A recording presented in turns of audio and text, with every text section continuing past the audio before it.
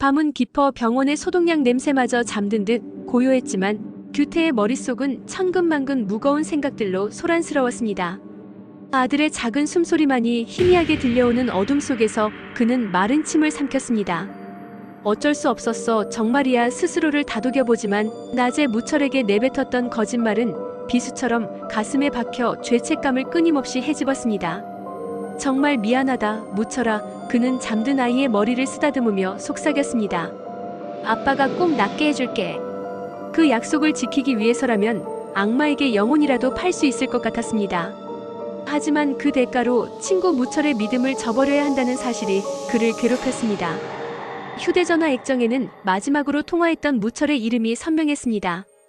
차마 다시 걸 용기가 나지 않았습니다. 혹시라도 무철의 목소리에서 의심이나 실망감을 느끼게 될까봐 두려웠습니다. 무철이 그 녀석은 날 믿어줬는데 내가 어떻게 그런 짓을. 규태는 머리를 감싸쥐었습니다. 하지만 돈이 없어. 당장 내일 수술비도 막막한데 그 방법밖에는. 그는 다시 한번 스스로를 합리화하려 애썼습니다. 그래, 이건 우리 아들을 위한 거야.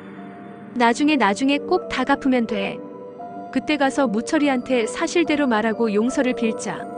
하지만 그 나중이 과연 올 수 있을지 그는 알 수 없었습니다. 불안감에 손톱을 물어뜯던 규태는 자리에서 벌떡 일어났습니다. 아니야, 이렇게 있을 수만은 없어. 뭐라도 해야 해. 그는 병실을 나와 비상계단으로 향했습니다. 차가운 벽에 기댄 채 그는 다시 휴대전화를 꺼내 들었습니다. 다른 번호였습니다. 나 규태다. 혹시 급하게 돈 좀 어떻게 안 될까? 정말 급해서 그래. 이번에도 그의 목소리는 떨리고 있었습니다. 아이의 생명을 구해야 한다는 절박함이 규태를 또 다른 거짓과 위험 속으로 밀어넣고 있었습니다. 제발 이번 한 번만 도와줘. 그의 애원은 밤의 정막 속으로 힘없이 흩어졌습니다. 한편 또 다른 방 안에서는 뜻밖의 행운을 손에 쥐고도 밤잠을 설치는 대식이 있었습니다. 그는 책상 서랍을 열어 구겨진 복권 용지를 꺼내 들었습니다. 몇 번을 다시 확인해도 숫자는 틀림없었습니다. 이제 그는 돈 걱정 없이 살 수 있었습니다. 하지만 마음 한구석은 납덩이처럼 무거웠습니다. 이걸 어떻게 해야 하지? 친구 규태의 얼굴이 떠올랐습니다. 아들이 아프다는 소식, 병원비를 구하러 다니느라 수척해진 규태의 모습이 눈앞에 아른거렸습니다. 내가 이걸 가지고 있다는 걸 규태가 알면. 아니, 말할 수 없어. 대식은 고개를 저었습니다. 갑자기 생긴 큰 돈은 축복인 동시에 감당하기 힘든 짐처럼 느껴졌습니다. 혹시라도 이 돈 때문에 규태와의 우정이 깨지거나 더 큰 불행이 닥쳐올지도 모른다는 막연한 불안감이 그를 사로잡았습니다. 하지만 규태 저 녀석 저렇게 힘들어하는데. 그는 지갑을 열어 두툼한 현금 다발을 내려다보았습니다. 이걸 그냥 규태한테 줄까? 아니, 그럼 분명히 의심할 거야. 갑자기 무슨 돈이냐고 묻겠지. 대식은 복잡한 마음에 담배만 태웠습니다. 혹시 다른 방법은 없을까? 내가 모르게 규태를 도와줄 수 있는 방법. 그는 규태에게 전화를 걸어볼까 망설였습니다. 규태야, 혹시 뭐 필요한 거 없어? 라고 넌지시 물어볼까 생각했지만 이내 고개를 저었습니다. 아니야, 대식아. 괜찮아. 신경 꺼. 라고 대답할 규태의 목소리가 벌써부터 들리는 듯 했습니다. 친구의 자존심을 건드리고 싶지 않았습니다. 하지만 이대로 모른 척할 수도 없었습니다. 내가 조금만 더 용기를 낸다면. 하지만 그 뒷감당은. 대식은 창밖의 어둠을 바라보며 깊은 한숨을 내쉬었습니다. 바보 같은 놈. 돈이 있어도 아무것도 못하는구나, 대식아. 손안의 행운은 그의 마음을 더욱 무겁게 짓누를 뿐이었습니다. 그는 괴로운 마음에 술병을 기울였습니다. 어떻게든 방법을 찾아야 해. 규태 저 녀석을 저대로 둘 수는 없어. 그리고 또 한 사람, 무철은 어둠을 틈타 분주하게 움직이고 있었습니다.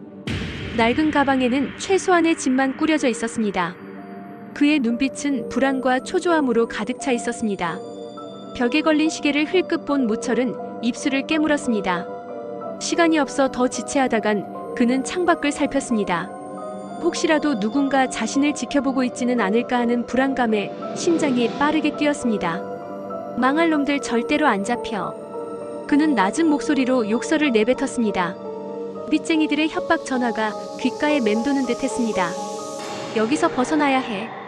어떻게든 그는 급하게 외투를 걸치고 여권과 비행기 표를 주머니 깊숙이 넣었습니다. 현관문을 열기 전 무철은 잠시 망설였습니다. 이렇게 가는 게 맞나? 하지만 이내 고개를 저었습니다. 선택의 여지가 없어. 문을 열고 나서자 차가운 밤 공기가 그를 맞았습니다. 그는 모자를 깊숙이 눌러 쓰고 빠른 걸음으로 골목길을 빠져나갔습니다. 택시. 그는 달려오는 택시를 급하게 잡아탔습니다. 공항으로 가주세요. 최대한 빨리요. 무철의 목소리는 다급했습니다. 택시 안에서 그는 안절부절 못하며 계속해서 뒤를 돌아보았습니다. 설마 따라오진 않겠지? 그는 친구 규태에게 마지막으로 빌렸던 돈을 떠올렸습니다. 규태한테는 정말 미안하게 됐어. 하지만 나도 살아야지. 그는 눈을 감았습니다.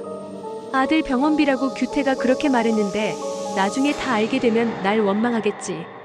하지만 지금은 그런 죄책감보다 당장 이곳을 벗어나야 한다는 절박함이 더 컸습니다. 공항에 도착한 무철은 서둘러 택시에서 내렸습니다. 반드시 떠나야 한다. 그는 인파 속으로 몸을 숨기며 출국장으로 향했습니다. 그의 등 뒤로 수많은 시선이 따라붙는 듯한 착각 속에서 무철은 오직 비행기에 오르는 것만을 생각했습니다. 조금만 더 가면 돼.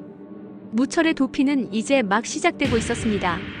과연 그의 앞에는 새로운 삶이 기다리고 있을까요? 아니면 더 깊은 절망이 그를 기다리고 있을까요? 무철의 발걸음은 점점 더 빨라지고 있었습니다.